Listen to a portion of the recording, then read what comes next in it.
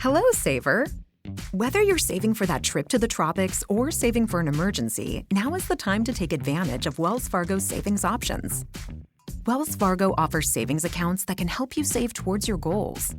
So, what are you saving for? Visit a Wells Fargo branch or wellsfargo.com/save to open a savings account today. Wells Fargo Bank, N.A., member FDIC.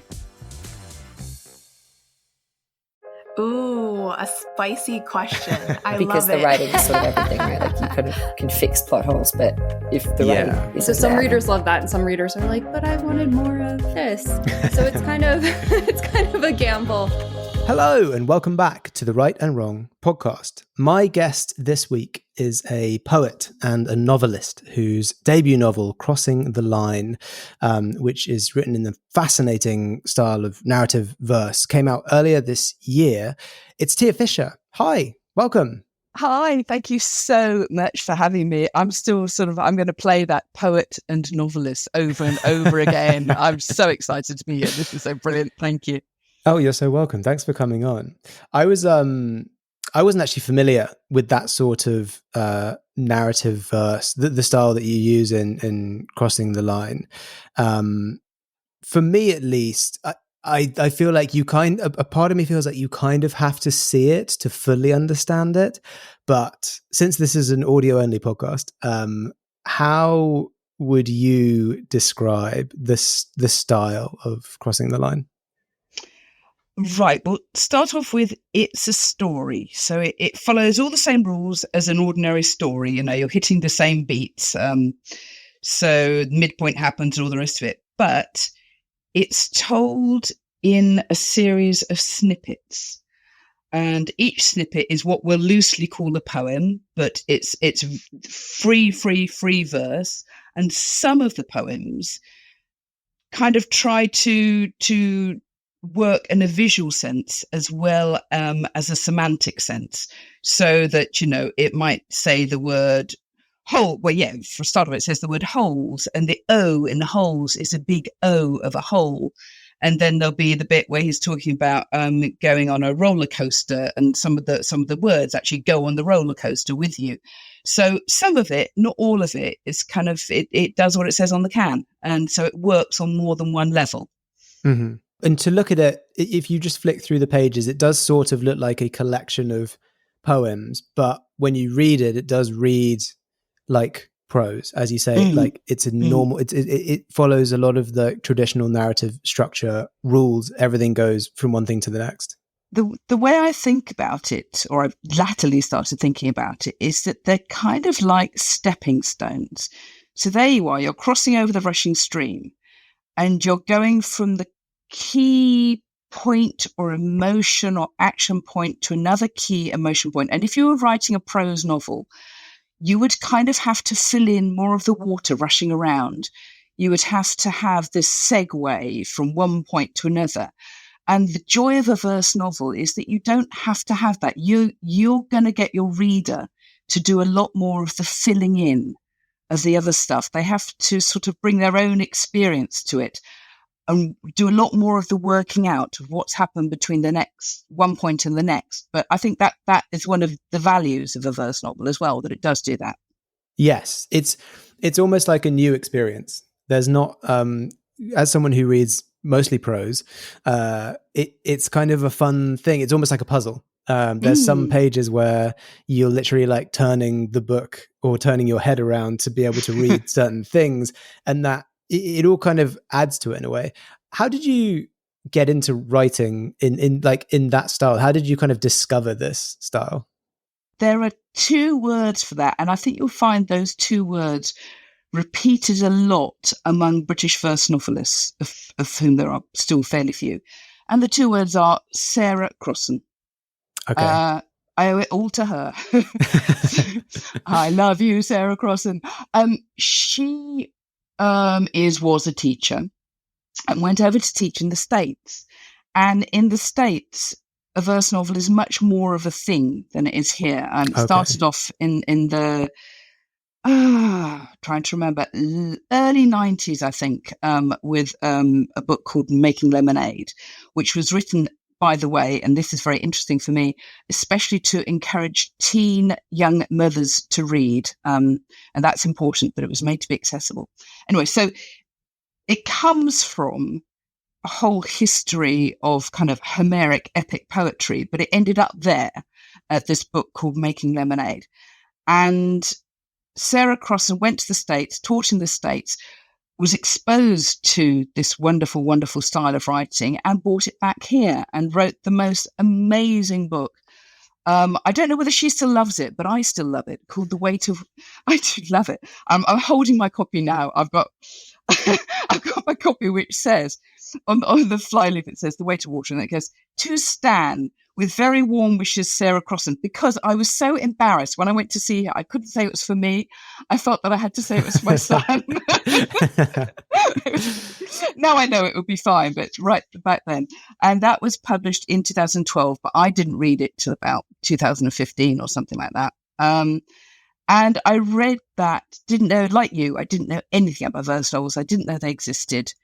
And I read it in one sitting. I could not get up from the sofa before I'd finished it. And I cried and experienced all these amazing things with this immediate voice and this simplicity of writing and this distillation of what's happening and the emotion. And Sarah Crossan has this wonderful sort of slightly underwritten style. And then I went back to my work in progress and thought, well, it was a prose book. I saw that's a load of rubbish, isn't it? And it was actually. To be fair, it was a load of rubbish. And I thought, well, I wonder, I used to be a poet. I used to write poetry. I wonder if I can somehow blend the two. And I tried, and it was like skating down a frozen river. It was just like, oh my Lord, I can't skate, by the way. That's why I imagined skating like skating would be like if you could do it, right? It suddenly felt freeing. It was like whoosh, whoosh, whoosh. I can do this. This is me. Yeah. It's not necessarily my voice, but it's my vehicle. It's it's how I can get from A to B in the way I want to do it. Yeah. Okay. So the kind of the shoe fit, as it were. It did. Okay. Do you think, I was going to ask, so you were writing a more traditional style of prose beforehand? I was, yeah. Would you ever go back to that? Oh, interesting question, because I have. The book I'm working on now is a prose.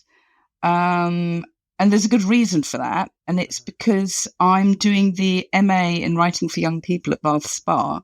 I'm just about to finish it, much to my sadness, and it's just the one. It's just has been the best experience ever. Anyway, so there I was in the first term of that, and they do this part of this module we call it Ages and Stages. It's where you sort of look at lots of different ways of writing for young people, and you're encouraged to free yourself from the fetters of where you were before and try something new. And they gave us this writing exercise, which was about one character describing another. And I thought, okay, well, I could do this in verse. I mean, to be honest, I could do this standing on my head in verse, and it would be really easy and very effective, and everyone would go, whoa, verse, how wonderful. Mm-hmm. And I thought, well, no, that's a bit stupid, really, isn't it? Because I'm here to learn. So I thought, well, on this particular exercise, let's get as far from my comfort as I possibly can. I'm going to write prose, which I haven't touched for years. And I'm going to write historical, because I've never written historical. And I'm going to write young. I'm going to write middle grade. And I'm normally a sort of teen YA writer. And I'm going to have one person who's my protagonist describing a disabled character, because I wanted to know how I could write inclusivity into a historical novel and still be okay for readers of today. And I wanted to do that while I had the support of the MA around me and all the feedback from my tutors and all the wonderful, wonderful help they can give. So that's what I'm doing right now. Oh, okay. I think it's so useful to try styles that you're not like practiced in, that you're not comfortable in. I think I've done it a few times. And I usually come out of it thinking I'm probably not going to suddenly jump into that new thing that I've been trying, but I've learned so much from doing that I will take lots of little pieces back to my comfort zone and kind of expand that out a bit. Is that kind of Did you get that kind of feeling from doing that? Absolutely. Although I actually do hope that this is a whole book now. Oh, great. Okay. Yeah. So I am hoping it's highly unlikely to be the next one, or this, the author brand business will get in the way of that. Mm-hmm. But, it can sit in my drawer for a number of years. The Second World War isn't going anywhere. Hopefully. Yeah. So it can sit there until it's the right time for it to be published. And I love it to pieces, because I was editing Crossing the Line while I was doing the MA. And it would have been you have to work on a manuscript, you have to decide what you're going to do, and doing two grimly, gristly, realistic, current affairs-y verse novels would be impossible. So it would have, done me in. So this was, it sounds a bit weird, but the Second World War was my little pearl of joy to go into. Well, wait, you have to wait till you read it and you'll understand. Okay, yeah, whatever floats your boat. Let's go back to Crossing the Line quickly. Just talking about the story and stuff, you said you are predominantly a sort of YA writer, and the story is about a teenager with a very difficult kind of family life that kind of gets led down a bad criminal path. The story itself is very real and grounded, which at first I thought, having sort of seen the book, and you actually showed it to me when we met it at launch, and at first I thought it's kind of strange to have this very real and grounded source material sort of basis for the book juxtaposed with this rather whimsical styling. I mean, there's even whimsical. Now there's a word. Yeah, because I mean, there's paragraphs where the paragraph is shaped like a roll of toilet paper, or like boxes stacked in a tower. But weirdly, like going through the book, it really adds something. And it's, like the moments where you do have to kind of rotate the book around to read it. There's something about that which feels almost interactive, like more interactive than a normal book. And it kind of, I guess in some ways it forces you to stop and really process the thing you're reading and the scene that you're in that moment. Yeah, I guess you can't. I mean, we all do this. We all skip bits of description, don't we? So no, I would never. Okay, apart from in the very best books like yours, Jamie, we all skip a little bit of description every so often. I don't think you can really do that. I mean, some reader will come along and say I skip most of it actually, but I don't think you can really do that. And like you say, you have to work that little bit harder in some ways so that it does kind of engage you. But I mean, I've had the best feedback on this book. I am so excited. And this is something which I didn't know when I started writing it. I knew it had to be a verse novel. And I knew it had to be a verse novel because verse novels are accessible, because the person I was writing for was a 14-year-old boy. Yeah. But I didn't know how successful that strategy was going to be, but because I'm getting these amazing feedback, people sending me shots of their teenage children reading, going, oh, so-and-so hasn't read a book for 2 years, and I gave him yours and he's reading it, and it just seems to engage people, this format. I think the combination of, as you said, this very grounded, very real story, and this playful, fast reading, scrolling format kind of is working really, really well. I'm very excited. Yeah. I think there's also something about, I have a few books where it's very small font size and there's not much spacing, and you open the page and it looks like a wall of text. But with yours, and I don't want to say blank space, because it's not blank space, because it's not. We call it white space. It's white space. Okay, It's got its own name. I was going to say negative space, like the artsy version. But yeah, it's opening the page. There's something very welcoming about you kind of flipping the page and being like, oh, there's actually not much. There's not many words here. I'll just flick through this one, and then it's, oh no, I'll just do the next one and the next one and the next one. You know what I mean? My total hero, Jason Reynolds. Do you know Jason Reynolds? I know of Jason Reynolds. I'm not too familiar. Right. So details. He's a verse novelist, and he was also the equivalent of the poet laureate in the States a couple of years back. And he's a demigod, frankly, but he's got this great YouTube clip where he says, right, so talking about trying to get young people to read and trying to get young people who are very disengaged with reading and the whole educational process to read. Well, you're using the wrong tactic. If somebody's afraid of dogs, you don't bring a pit bull into their house and expect them to spend time with it. Well, if that's the case with young people and reading, then don't bring these massive, great tomes of, as you say, tiny fonts and closely written books. Bring in, and he calls it the palm-sized pup. I love that. The palm-sized pup of a verse novel. Put that into their hands. It's friendly. It's, it's non-aggressive, and just beguile them and get them to have the satisfaction of finishing a page, of finishing a chapter, of finishing a book in 2 days, in 1 day, just the amazing sense of achievement from someone who has struggled with reading and hasn't fallen in love with stories. That's an incredible thing to be able to do. And he does it in spades. He's just brilliant. Yeah, that's great. That's a nice metaphor as well for it, comparing it to fear of dogs and things like that.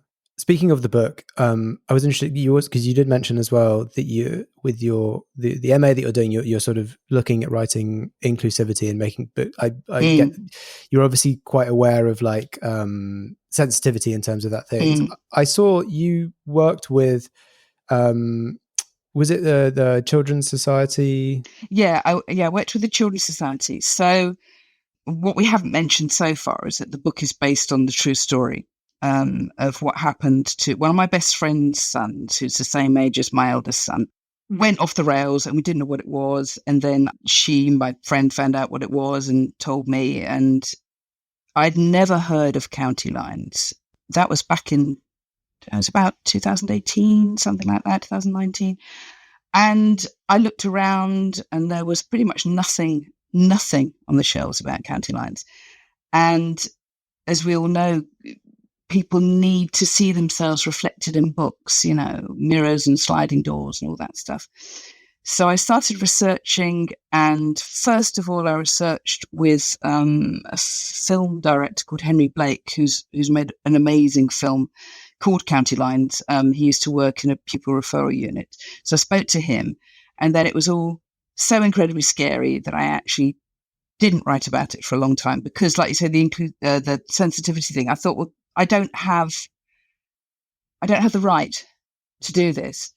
Although my friend's son really wanted me to do it. He really wanted to tell me his story because he wanted other people to be able to at least look into the gaping chasm of what they might be getting into and make a decision based on that.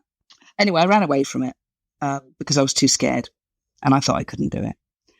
And then, I did. Before Hockey said they were interested, I did then go to the Children's Society because one of the things I found was a storyline, a really bad storyline, in one of the soaps whose name I can't remember. Oh, Hollyoaks, that's it.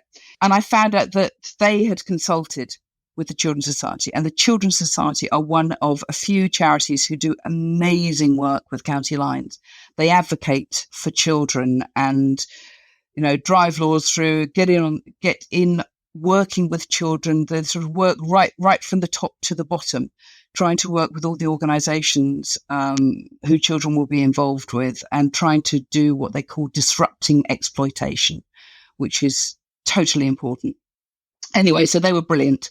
And I was allowed to interview one of their case workers, and then they sensitivity read the book when it was drafted to make sure that it was plausible and credible and did and said all the right things, which fortunately it did. Yeah, that must have been daunting, having them kind of look over it. No, never could. Should it have been daunting? No, I was just so grateful because I was, okay.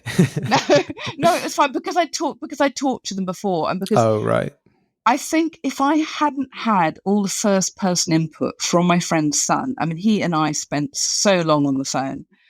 There's a point in the book where fiction and reality part company, because I needed to write a story and I needed it to, do certain story things, but all the grooming, the part about the grooming was absolutely what happened to him. And so I knew that I was right there. And I didn't really need to change anything at all. Yeah. Scary when you often, you watch or you read something and people are like, it's like, which part do you think is the real bit? Which part is the fiction part? And you're really hoping that certain bits of it are the fiction part, but no, I'm afraid not. No, I'm afraid not. I'd love to dive into a bit of the business side of stuff, the publishing side of things. Fargo, the new virtual assistant from Wells Fargo, makes banking faster and easier. Like this. Fargo, what's my checking account routing number? And this. Fargo, turn off my debit card. And this. Fargo, what did I spend on groceries last month? And that's just the beginning. Do you, Fargo? You can. In the Wells Fargo mobile app. Learn more at wellsfargo.com/getfargo. Terms and conditions apply. Your mobile carrier's availability and message and data rates may apply. Wells Fargo Bank, N.A., member FDIC. So narrative verse, as we've talked about, it's a little bit different. It actually reminds me in many ways of more kind of experimental literary fiction kind of stuff, as opposed to like what you would expect to see in the YA shelves or children's shelves. Was it difficult when you sort of were pitching this to agents? Yeah. So one of the reactions from agents and also from publishers when we went on sub was sort of, well, we've got a verse novelist already, which is sort of hilarious, because if you applied that to prose, it's kind of like, no, we've got somebody who writes prose already, regardless of the fact that it's a different genre, that it's for a different age, it's a completely different subject. It's really, really strange how it's regarded as the one thing. And could you imagine a poetry magazine saying, no, sorry, we've already published a poet. Yeah. So you get that answer. Although from the people who responded, both agents and publishers, if they were responding positively, then really it was all about the craft. It was all about, did I have the right character? Did I have the right theme? Was my writing good enough? So it was kind of like once I got through an initial barrier to talk to the people who wanted to talk back to me, then it was fine, and you were on the same rules as any other writer, really. Yeah. But there are still very few verse novelists, and I did a bit of I've written an essay. It's a big essay. They call it an article for my MA. I've written, which is sort of an article, sort of an essay. Uh-huh. And so I went out about why there are not more verse novels. And I went out to talk to a number of writers, a number of agents, a number of publishers and booksellers and blah, blah, blah. And it has been so interesting.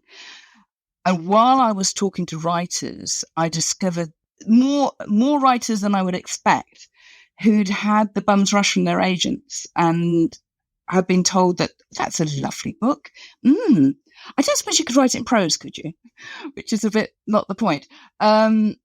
And I mean, my agent, I am the only verse novelist with my agent. And I was taken on by her pure serendipity, really. The lovely Eve White, the amazing, the formidable Eve White, took me on with a verse novel which had a character who played a cello in it.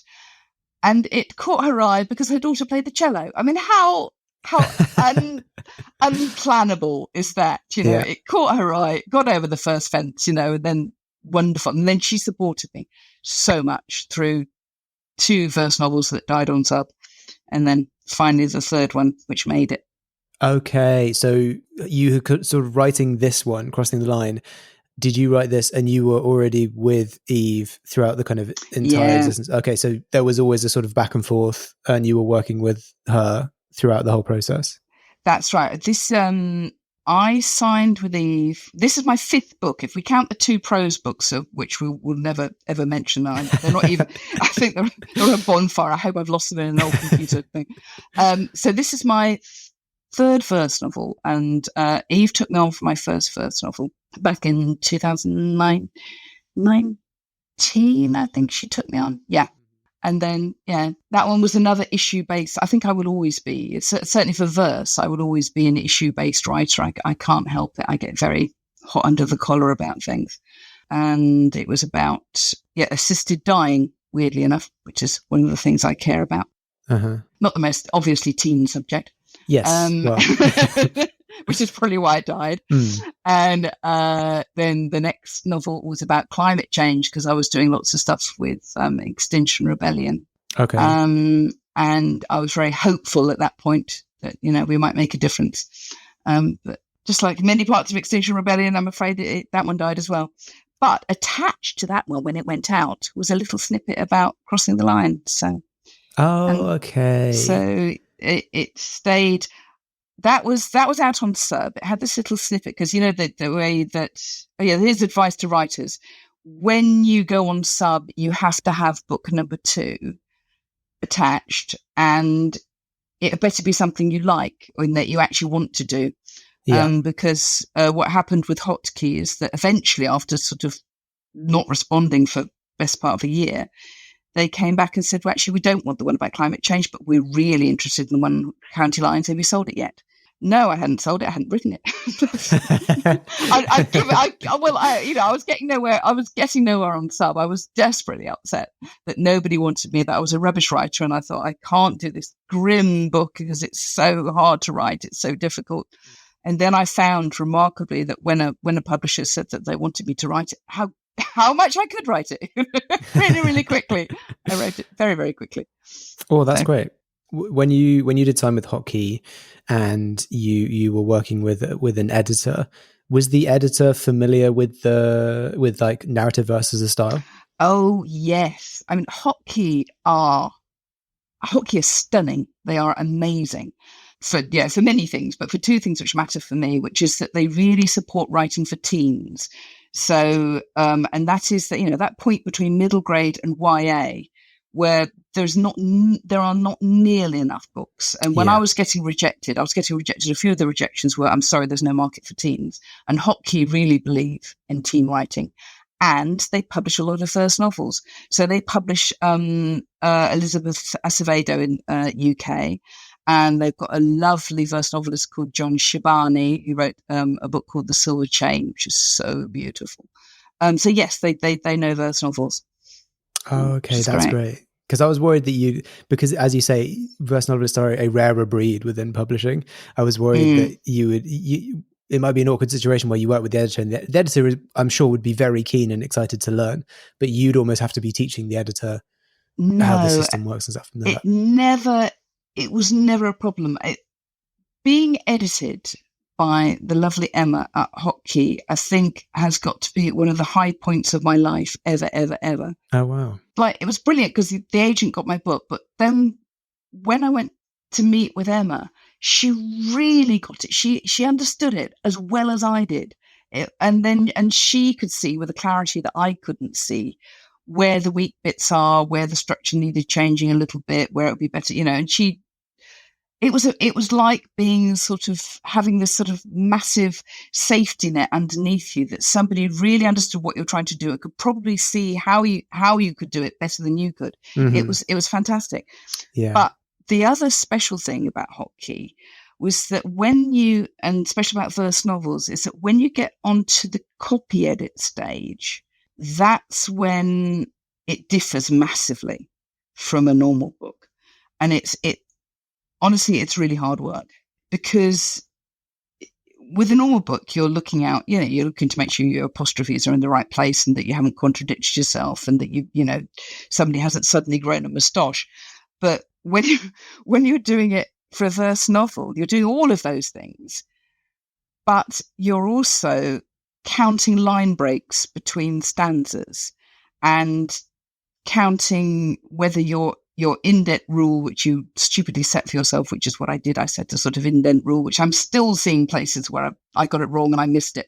When your indent rule is happening, I first of all started crossing the line with putting each poem on a separate page.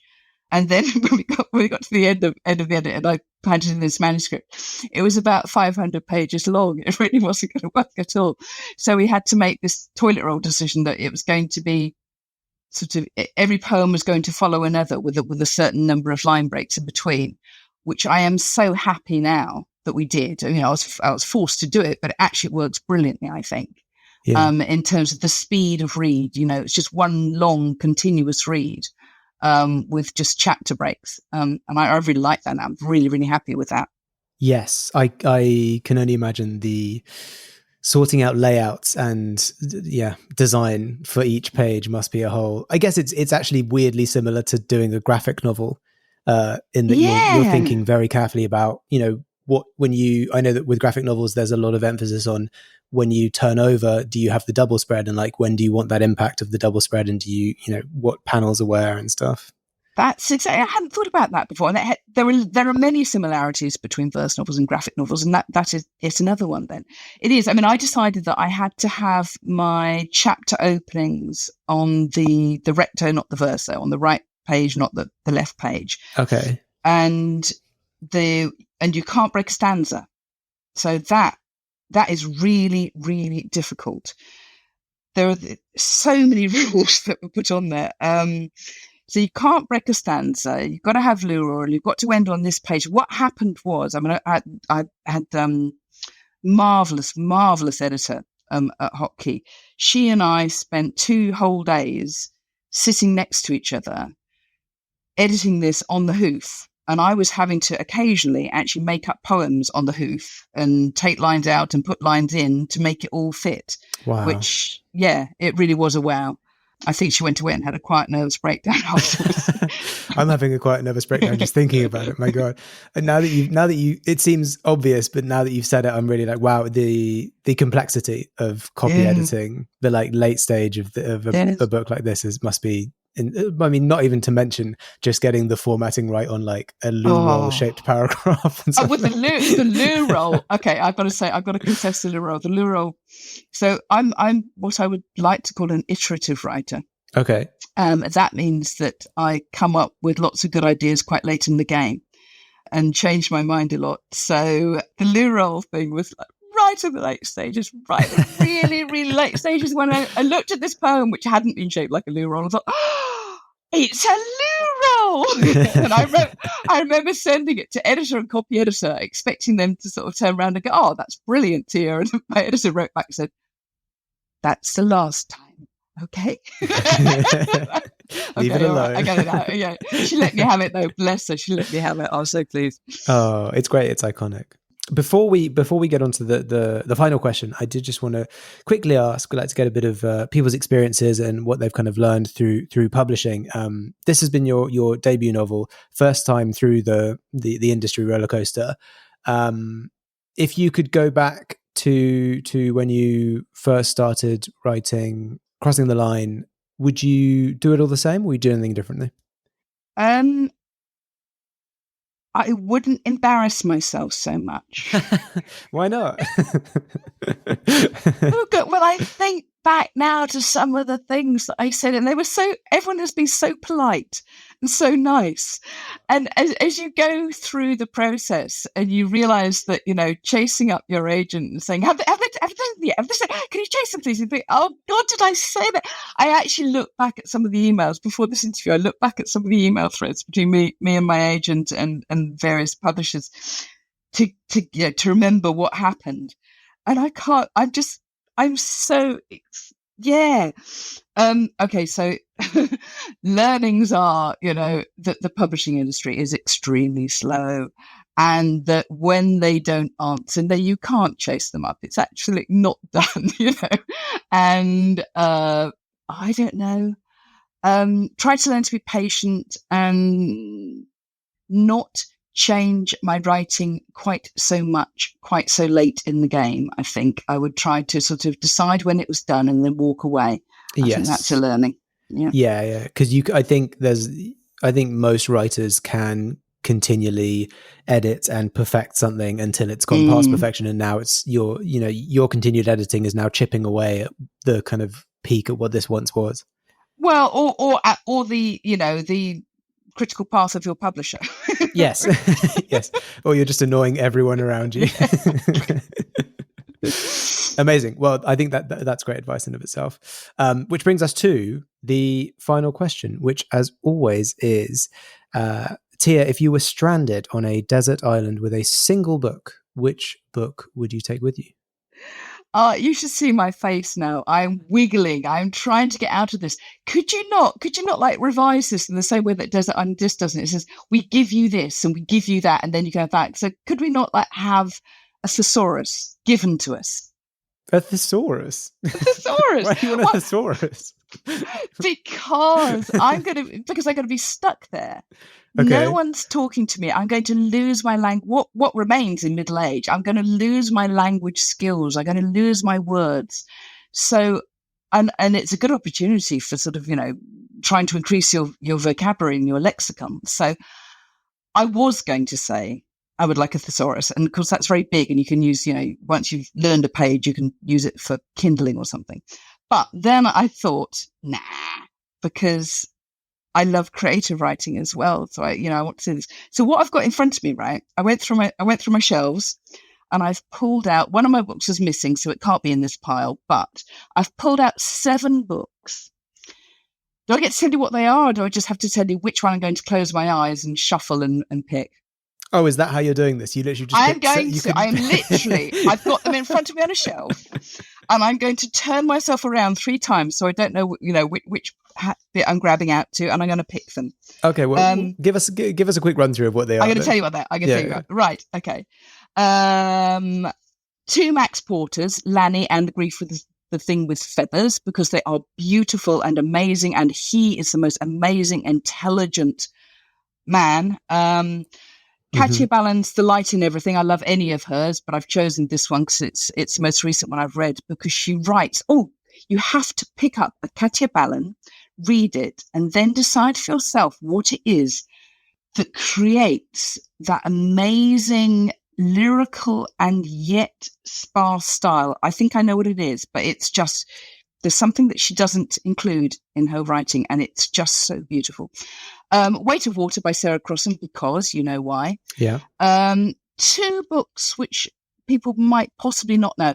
If Nobody Speaks of Remarkable Things by John McGregor, because of the style, his beautiful, beautiful lyrical prose. It's so amazing. And Evie Wild's All the Birds Singing, which again, it's beautiful poetic writing, but in that book, it's got the most amazing narrative structure. She's done something so clever with the timeline of how she writes it. I won't say what it is, because you've got to go and read it and discover it for yourself. It's brilliant. And Elizabeth Acevedo, The Poet X, because she's just another genius. Yeah. And it could have been the Jason Reynolds, but I chose Elizabeth Acevedo. So anyway, I love them all, and I love them all because of the voice. The voice is all important. Okay, so I'm going to turn myself around 3 times. I'm going to not fall over. I got my eyes closed. Well, this is a first on the podcast. So. Yeah, okay, I have. I've looked at, what is it? Oh, it's Evie Wild. Right, there you go. I'm taking Evie Wild, All the Birds Singing. Amazing. A great choice, narrowed down in a completely random way. Amazing. Well, thank you so much, Tia, for coming on the podcast and telling us all about narrative verse novels and your writing and your kind of journey through publishing. It's been really, really great chatting with you. Oh, it's been brilliant talking with you. Thank you so much. I really enjoyed it. And if anyone's listening and they want to keep up with what Tia is doing, you can follow her on Twitter at @TiaFisher_, on Instagram at @Tia_Fisher_writes, or you can head over to her website, www.tiafisher.com. To make sure you don't miss an episode of this podcast, you can support and follow along on Patreon, Twitter, Instagram, TikTok, and Facebook. And for more bookish chat, check out my other podcast, The Chosen Ones and Other Tropes. Thanks again to Tia, and thanks to everyone listening. We'll catch you on the next episode.